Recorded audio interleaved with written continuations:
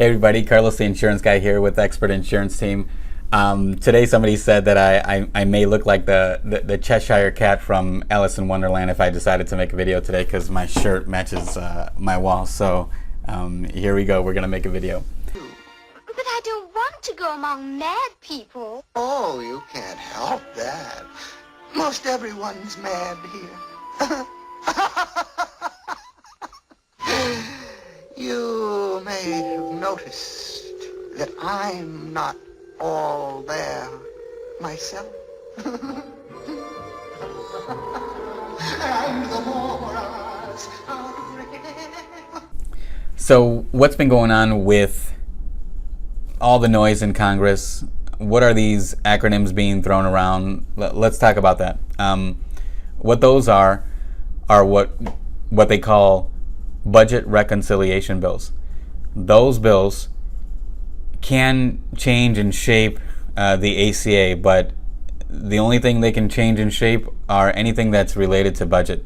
So they can change things like the taxes, the penalties, and government spending. So the individual mandate, the employer mandate, subsidies, Medicaid, the Cadillac tax. Those are some of the things that can be changed by these budget reconciliation bills. So the Congress does have the power to change those because that only requires a simple majority from the Senate. So the likelihood, again, of the Republican Congress repealing the law entirely is very unlikely at the moment because they need that supermajority, 60 votes, and they just don't have it at the moment. But they can manipulate, change, shape anything that has to do with budget in the ACA. So let's talk about some of the reasons why so many Republicans and many Democrats want to repeal the ACA. Again, this is just facts. I got very little brain cells, so please, I don't want to lose them.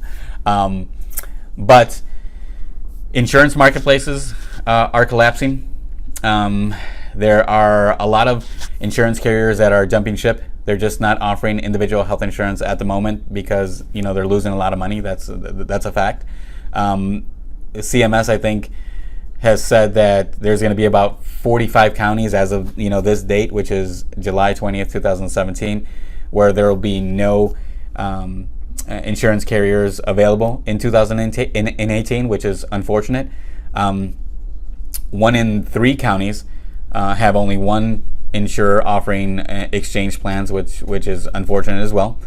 A lot of the co-op companies that were created to create competition between the major players, I think 18 out of 23 of them have collapsed. They've just failed.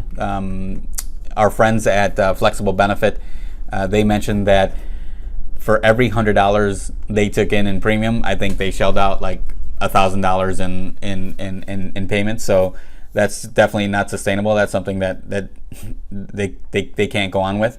Some of the other things are premiums are skyrocketing, deductibles are soaring. Those are just facts. I think it's an average of about 25% increase in premiums all across the country, across the exchange. And there is a new kind of uninsured, or let's say underinsured population in the country where they can't afford a lower deductible plan, so they have to go with the most affordable thing out there that has an extremely high deductible, and they can't afford a plan that has a large network of doctors and hospitals, so they have to go with something that's more affordable, a more narrow network, which essentially basically they don't have the coverage that they need. They don't have the providers available that they need. So that's a new kind of uninsured population in the country, which I hear a lot about. Just yesterday, I was at a conference at the Chamber of Commerce here in the town that I live, and I was talking to one of the bankers there, and he said that a few years ago they had a baby and it cost them $250. Now, if they wanted to have another baby, it's going to cost them, a few $1,000s, maybe $6,000 or $7,000. So that's definitely a fact. There's a lot of things that have changed with the premiums and deductibles. Another thing is the ACA has created a lot of new taxes, that have fallen on the laps of job creators and individuals, with the individual mandate. So that's just definitely, those are definite facts. Everything that I just talked about, it's not a Republican thing, it's not a Democratic thing. It's just facts. Some effects that have come about by the ACA or from the ACA.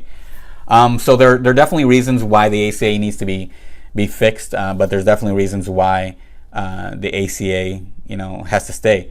Some of the other feelings that are felt by the Republicans are things like they feel that the federal government has too much power over our lives. What they want to do is they want to give control back to the states. They say that the states know more intimately what their population is like, and they're the ones that should be making these types of decisions on healthcare.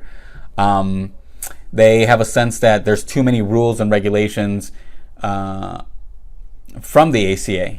There's over 45,000 pages in the ACA.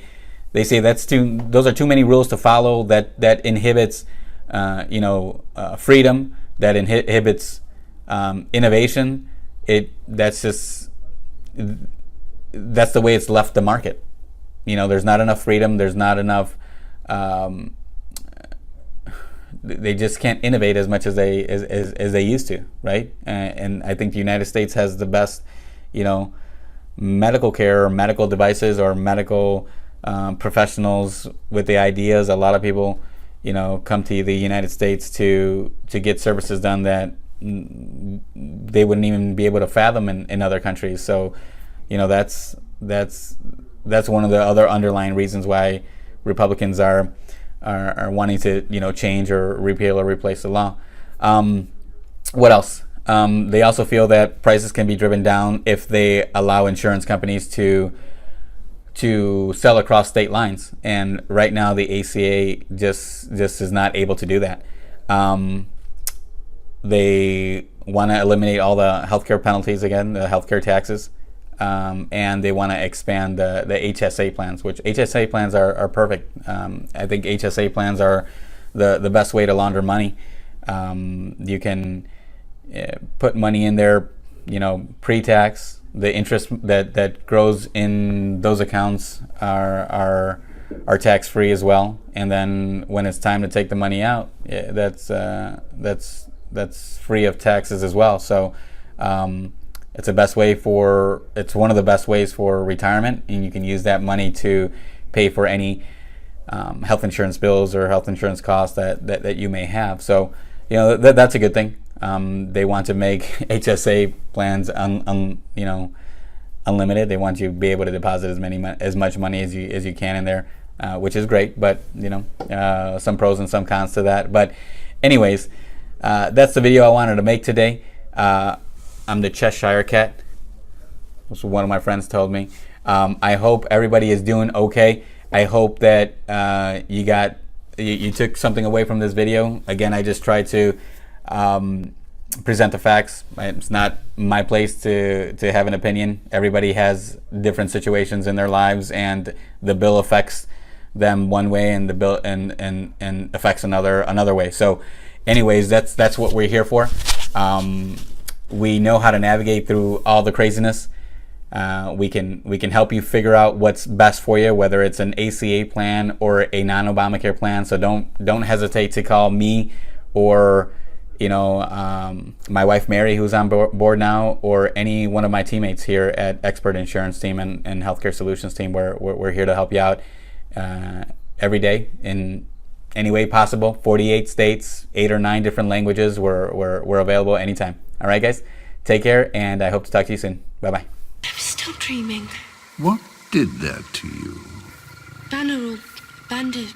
The Bandersnatch? Well, I'd better have a look. What are you doing? It needs to be purified by someone with evaporating skills, or it will fester and putrefy. I'd rather you didn't. I'll be fine as soon as I wake up.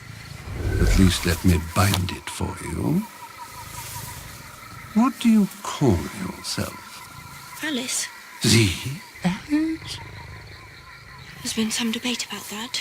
I never get involved in politics.